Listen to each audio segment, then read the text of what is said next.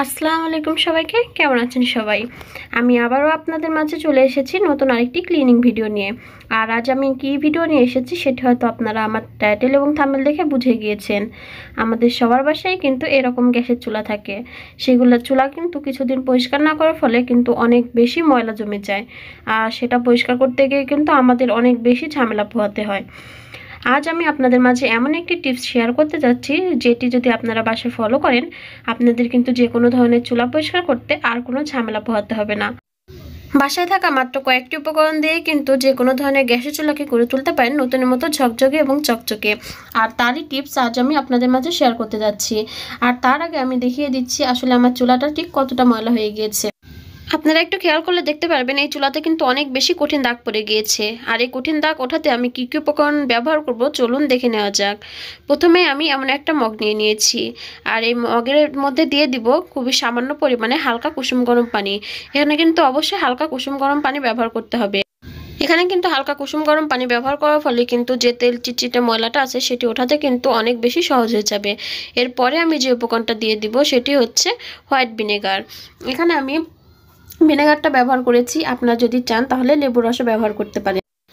White ভিনেগারকে কিন্তু সিরকাও বলে থাকে, যে কোনো মুদি দোকানে গিয়ে বললে কিন্তু আপনারা পেয়ে যাবেন। আর যদি আপনাদের বাসায় লেবু থাকে সেক্ষেত্রে কিন্তু আপনাদের ভিনেগারটা না দিলেও হবে, লেবুর রস দিলেও কিন্তু হবে। এখানে আমি মেপে দিইনি, ঠিক আন্দাজে 2 চামচের মতো আমি ভিনেগারটা ব্যবহার করেছি। আপনারা যখন বাসায় ব্যবহার করবেন এরকম আন্দাজে 2 চামচের মতো ব্যবহার করলেই হবে। আর এতে দিয়ে দিব 1 চা চামচ লবণ। আসলে এখানে লবণটি ব্যবহার করতে হবে পানির পরিমাণ অনুযায়ী। যেহেতু আমি এখানে পানির পরিমাণটা কম দিয়েছি সেক্ষেত্রে আমি 1 চামচ দিয়েছি। আপনারা যদি পানির পরিমাণটা বেশি নেন সেক্ষেত্রে 2 চামচও দিতে পারেন। আর এতে দিয়ে দিব সামান্য একটু ডিটারজেন্ট গুঁড়ো। আমরা জামা কাপড় ধোয়ার জন্য যে গুঁড়োটা ব্যবহার করি সেটা দিলেই হবে। এরপরে একটি চামচের সাহায্যে এই উপকরণগুলো ভালোভাবে মিশিয়ে নিতে হবে যেন দলা পাকিয়ে না থাকে। এখানে সবগুলো উপকরণ ভালোভাবে না মেশা পর্যন্ত কিন্তু এরকম চামচ দিয়ে ভালোভাবে নেড়ে মিশিয়ে নিতে হবে। ভালোভাবে মিশিয়ে নেওয়ার ফলে কিন্তু যে উপাদানগুলো আমি এখানে যোগ করেছি সেগুলো কিন্তু খুব ভালোভাবে কাজ করবে। আমার ভালোভাবে মিশিয়ে নেওয়া হয়ে গিয়েছে। দেখুন আমার মিশ্রণটি কিন্তু এখন একদম তৈরি। এবার এই মিশ্রণটি দিয়ে আমি চুলাটা খুব ভালোভাবে ভিজিয়ে নিব।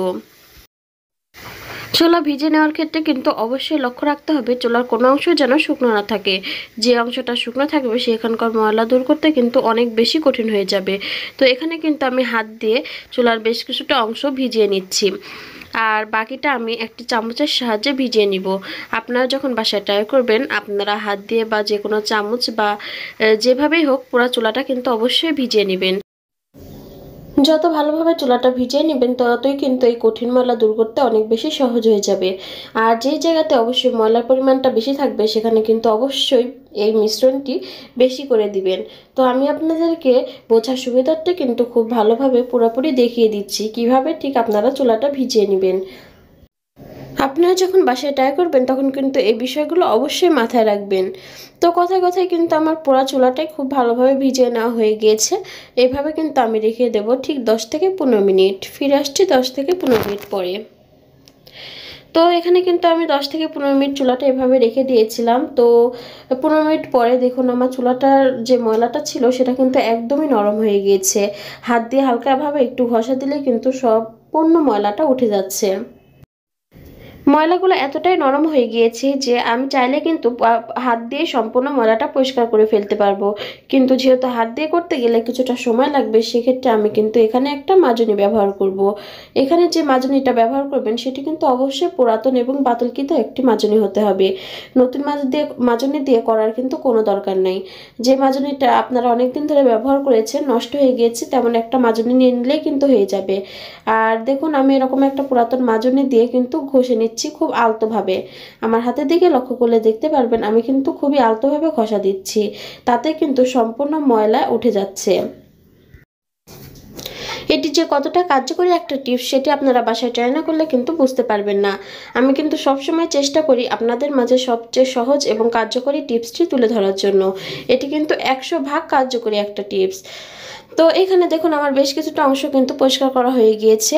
এই অংশটুকু আমি একটু পানি দিয়ে ধুয়ে আপনাদেরকে দেখাবো ঠিক কতটা পরিষ্কার হয়ে গিয়েছে। দেখুন আপনারা যারা আমার ভিডিও শুরু থেকে দেখছেন তারাই বলতে পারবেন ঠিক কতটা কড়া দাগ ছিল এখানে। এখানে কিন্তু আমি আপনাদের বোঝার সুবিধার্থে ভিডিওটি না কেটে একটু একটু করে সম্পূর্ণটা আপনাদের মাঝে দেখানোর চেষ্টা করেছি, যেন আপনারা খুব সহজে বুঝতে পারেন এটি ঠিক কতটা কার্যকরী। আর যখন আপনারা বাসায় ট্রাই করবেন তখন যেন আপনাদের আর কোনো ঝামেলা পোহাতে না হয়। আমি ঠিক যেভাবে এই কাজটি করেছি ঠিক সেভাবে যদি আপনারা বাসায় ট্রাই করেন তাহলে কিন্তু এরপর থেকে চুলা পরিষ্কারের ক্ষেত্রে আপনাদের আর কোনো কষ্ট পোহাতে হবে না।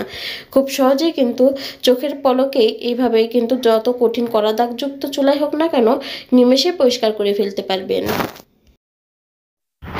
আমাদের রোজকার জীবনে এমন কিছু কাজ আছে যেগুলো আসলে অনেক কঠিন মনে হয়, আমরা সেগুলো করতে চাই না, কিন্তু আদৌ এমন কিছু টিপস আছে সেগুলো যদি ফলো করে সেই কাজগুলো করা যায় সেই কাজগুলো কিন্তু অনেক বেশি সহজ হয়ে যায়।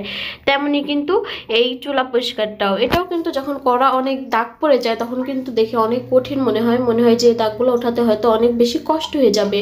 তো সেক্ষেত্রে যদি আপনারা এই টিপসটি ফলো করেন তাহলে কিন্তু আপনাদের চুলা পরিষ্কারের ক্ষেত্রে আর কোনো বেশি কষ্টই হবে না। খুব সহজেই কিন্তু চোখের পলকেই পরিষ্কার হয়ে যাবে এই কঠিন দাগযুক্ত চুলা। তো এখানে কিন্তু কথা বলতে বলতে আমার চুলার এক পাশটা পরিষ্কার করা হয়ে গিয়েছে, তো আমি এই অপর পাশটাও কিন্তু সেমভাবে পরিষ্কার করে নিব। হয়তো আপনাদেরকে আর বলে বোঝাতে হবে না এটি ঠিক কতটা সহজে এবং খুবই কোনো ঝামেলা ছাড়াই এই দাগগুলো উঠে যাচ্ছে, আপনারা হয়তো দেখেই বুঝতে পারছেন। তো আশা করছি আপনারা যখন বাসায় ট্রাই করবেন তখন 100 ভাগ কার্যকারিতা পাবেন।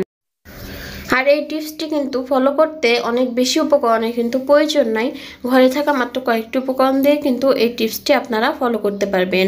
আর এখানে যে আমি আগেই বলেছি যে ভিনেগারটা ব্যবহার করেছি, আপনাদের বাসায় যদি ভিনেগারটা না থাকে তাহলে কিন্তু আপনারা এখানে লেবুর রসটা ব্যবহার করতে পারবেন। সেক্ষেত্রে কিন্তু আপনাদের বাজার থেকে আর আলাদা করে অন্য কোনো কিছু কিনতে হবে না। আমার মনে হয় না এর থেকে আরও বেশি সহজ পদ্ধতিতে এর আগে কেউ তুলে ধরেছে। তো এই পদ্ধতিটা যে কতটা সহজ এবং কতটা কার্যকরী সেটি কিন্তু আপনারা বাসায় ট্রাই করলে বুঝতে পারবেন। তো কথায় কথায় কিন্তু আমার সম্পূর্ণ চুলাটাই পরিষ্কার করা হয়ে গিয়েছে। এখানে কিন্তু আমি অলরেডি একবার সুতি কাপড় দিয়ে মুছে নিয়েছি। তো সেটা আমি যাই হোক ভিডিও করতে পারি নাই যেহেতু ভিডিওটা অনেক বড় হয়ে গিয়েছে। তো এখানে আমি আর একটা যে জালি ব্যাগ ছিল সেটা ধুয়ে নিয়েছি, ধুয়ে নিয়ে আলতোভাবে যে ময়লাটা ছিল সেটি কিন্তু আমি মুছে নিচ্ছি।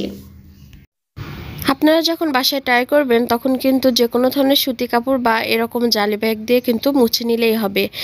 সেক্ষেত্রে কিন্তু আপনারা ঠিক 4 থেকে 5 বার এখানে মুছে নেবেন খুব ভালোভাবে, যেন উপরের যে হালকা যে ময়লার ভাবটা আছে সেটা যেন না থাকে। এখানে আমি 4 বার খুব ভালোভাবে মুছে নিয়েছি, তাতে কিন্তু আমার উপরিভাগের যে ময়লাটা ছিল সেটা কিন্তু একদমই পরিষ্কার হয়ে গিয়েছে। তো এবার আপনারা দেখতেই পাচ্ছেন আমার চুলাটা ঠিক কতটা পরিষ্কার হয়ে গিয়েছে। আশা করছি আর বলে বোঝাতে হবে না, আপনারা দেখে বুঝতে পেরেছেন। যারা আমার ভিডিওটি একদম শুরু থেকে দেখছেন তারাই এর পার্থক্যটা আসলে বুঝতে পারবেন। শুরুতে এই চুলাটা আসলে কতটা ময়লা ছিল এবং কতটা দাগ ছিল, আর এখন ঠিক ততটাই পরিষ্কার হয়ে গিয়েছে। আপনাদের বোঝার সুবিধার্থে আমি চুলাটি খুব ভালোভাবে কাছ থেকে দেখিয়ে দিচ্ছি, দেখুন ভালোভাবে দেখলে আপনারা বুঝতে পারবেন এটা ঠিক কতটা পরিষ্কার হয়ে গিয়েছে। যাই হোক, কথায় কথায় কিন্তু ভিডিওটা অনেক বেশি বড় হয়ে গিয়েছে, আজ আর কথা বাড়াবো না। তো আমার ভিডিওটি কেমন লেগেছে, যদি ভালো লেগে থাকে তাহলে অবশ্যই আমার পাশে থাকবেন, আমাকে এভাবে ভালোবাসা দিবেন। আজ এই পর্যন্তই, সবাই ভালো থাকবেন, সুস্থ থাকবেন, আল্লাহ হাফেজ।